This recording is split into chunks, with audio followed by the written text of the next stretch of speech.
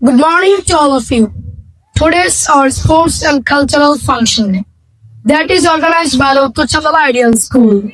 Here present our honorable teachers, here present our honorable chairperson, chief guest, special guest, and honorable teachers and my audience. All of you take my salam. Assalamu alaikum.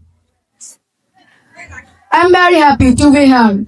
I'm Mehdi. Now I'm going to talk about importance of discipline. Discipline means following rules and behaving in a proper and controlled manner.